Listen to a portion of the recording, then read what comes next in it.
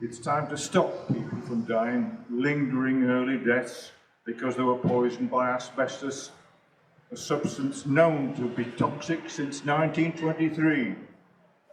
Capitalist multinational Cape Asbestos was able to profit from poisoning people for almost a century because, like all capitalist multinationals, it used some of its profits to bribe government ministers, including in countries where the governing party called itself communist, socialist, liberal or Labour.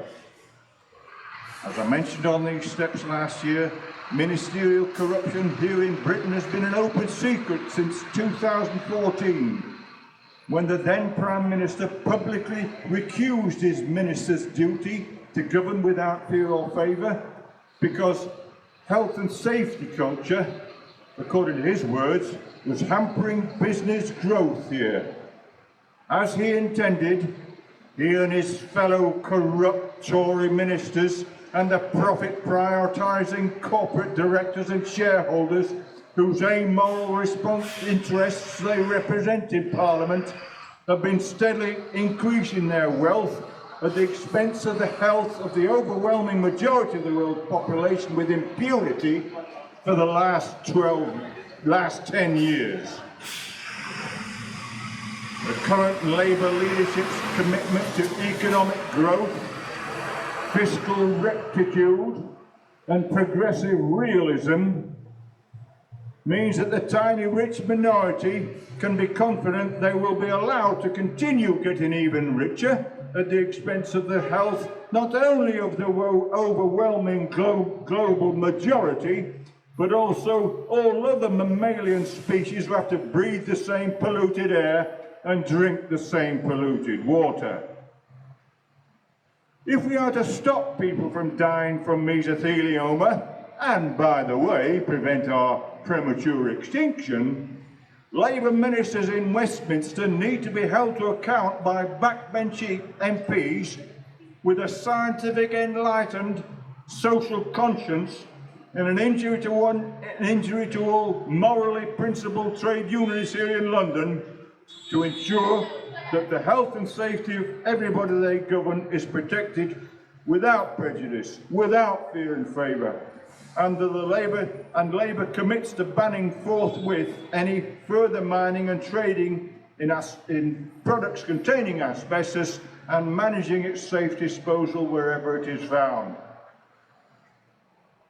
Paraphrasing the compassionate advice given by Marx and Engels in their 1848 manifesto, by John Lennon in his 1969 song, and by Bob Crow on many public platforms before his early death in 2014, workers of the world unite, give peace a chance. United, your children's children may possibly prevent the premature extinction of all the most intelligent species on Earth, including ours. Divided, they certainly won't. With that message, hopefully on the first day of the new Labour government, there'll be enough backbench MPs who will be able to hold them to account and get mesothelioma banned and properly managed out. Thank you. I'm proud to be served on the Joint Union Asbestos Committee alongside Hank here, who's going to say a few words on their behalf. Thank you. I'm part of DUAC. I'm their campaigns advisor, and my name's Hank Roberts. What's new? Yeah, we've had an election. But what's, I think, as important as that is that we have managed to get ourselves together finally after campaigning, I've been campaigning for 50 years, I'm 74, on asbestos. Others have gone before me and have died in the process. What's happened now is we have got a legal challenge against the government over their negligence, which has led to the death, not just negligence, covering up as well, which has led to the death of 500,000 people in Britain. It puts all the other scandals, and there are many, into the shade. It's bigger than all of them, and the scandal of it, when it hits the newspapers, is going to be great. So we're about to make sure that it hits all of the media by having this legal case. We've got all of the education unions involved. We want to involve all the unions in the country. We want to involve all of the asbestos groups in the country. We've already got the Sunday Times on board. Even the Daily Mail is on board. There's lots and lots of people and groups and causes that have reason to fear what's going on, because it can kill anybody, no matter how rich or poor. And it kills, of course, mostly, not just staff in schools, but pupils. There's 8 times as many pupils die as staff. This is disgusting. This is outrageous, and it cannot and will not be allowed to continue. The NEU is putting in the funds as a start. We want other unions and individuals to fund it. It's going to be going to the High Court, and we're going to make sure that we win. We're going to force them to stop this killing. It is never safe, asbestos. Never. It has to be removed. Further, the Parliamentary Committee of Health and Safety says that, and they've called for it to be removed as well. So we're going to get on with it, and we're going to need everybody and every organisation to get behind this, because we have never so far, as I said, for over 50 years, had this opportunity. We're going to win, and they're going to pay for their misdeeds. Thank you. Mick, Gilgunn, representing the construction safety campaign. I would say a few words about this campaign and other political issues. The construction safety campaign, Mick Gilgunn, also a member of London Construction Unite branch. I'm also a local councillor in Islington. We're reminded here today, we're here for National Polio Day, asbestos-related diseases, and I'm reminded about the statue. Every time I enter these premises, it's a moment of solidarity, and we're here today for solidarity, remembering the victims, but solidarity for the families of those left behind. But having year after year having to go through the legal delays in the whole process, and it's painful enough having their loved ones dying from asbestos-related disease, but following on the legal problems, obstacles that are put in their way. I just want to promote a film that really needs to be relaunched again. It's called Breathless. There are a number of titles called Breathless. This one, particular one is on asbestos-related disease, the way it was manufactured in the 60s and 70s, in the 50s, 60s and 70s in Belgium, and the worldwide exploitation and the effects of asbestos. Obviously, through time, the factories have gone, but we still have the manufacturing of asbestos throughout the world. And of course, is the exploitation of countries, developing countries, where asbestos is still used. One aspect of where it's used is roofing, housing, in India particularly.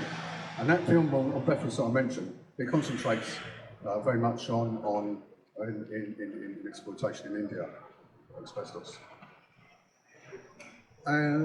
Just to say that along with asbestos-related diseases are construction deaths. The Health and Safety Executive figures last year, there were 45 deaths in the construction industry. That's far too many.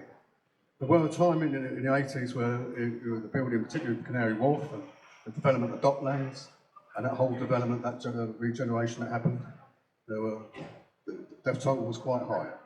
Only a few weeks ago, we had a memorial for a man that was crushed to death by a moving vehicle while tarmacking the roads. And that was in Chalk Farm. That was on that development there where all that regeneration is going on. And I've been to too many vigils like this and too many memorials, and I'd love to see an end of it. We've got a Labour government now, but we must remember we still have to lobby, we still have to campaign for good working conditions, good welfare conditions of workers. We want direct employment. We're fed up with the bogus self-employment, and we need to keep continuing the struggle and keep showing solidarity with the families that suffer from asbestos-related diseases. Solidarity. I'm a member of the Labour Party. I'm glad to see we've got a Labour government and that Tory government's been booted out. But I'm very pleased that Jeremy Corbyn got re-elected as well. He's been a staunch supporter of trade unionism in general and the campaign against asbestos in particular. At a meeting in Westminster, Westminster Hall it was, he was, remembered that Alice Marn and the MP that died from mesothelioma. So even it's really, of course, no MPs can now deny that they don't know anything about mesothelioma since one of their own has gone. And still, they allow it to be, the trade to be done, they allow it to be remain in buildings where it's going to get degrade and poison children, as Hank and Mick have just remarked. Sue, from the COVID campaign, like to say a few words as well. Thank you. I'm Sioux Vosper from COVID-19 Bereaved Families for Justice. Our past government made huge mistakes and downgraded COVID from a high consequence infectious disease and put workers at risk in healthcare and on transport. We don't want to ever see this again. We are trying to get mitigations back into healthcare and into our schools. We need HEPA filters. 2 million have long COVID. 60,000 of those are children. I want the Labour government to take this on board and to do things differently. I'm relieved to find that Conservative government has now gone, but the Labour Party needs to step up. They need to think of workers. They need to think of their conditions. They need to have sick pay from day one. Thank you very much.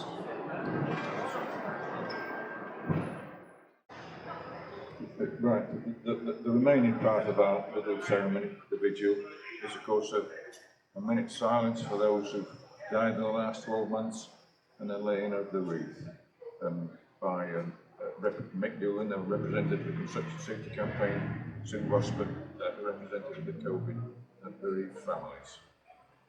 Have I got that right? Okay, so we'll kick off with 1 minute's silence. Thanks all.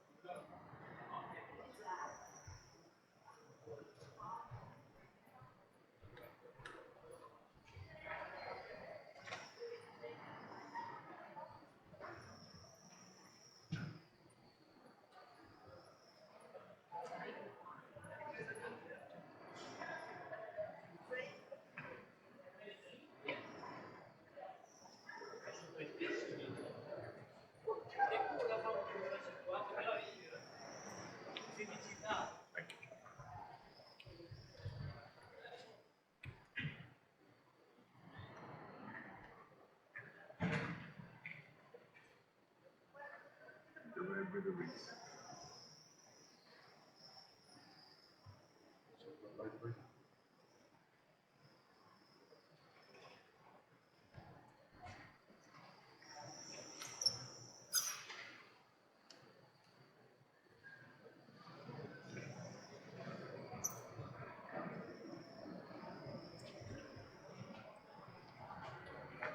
Get down on the other side. Like, there you go. Yeah. That's it, that's the way.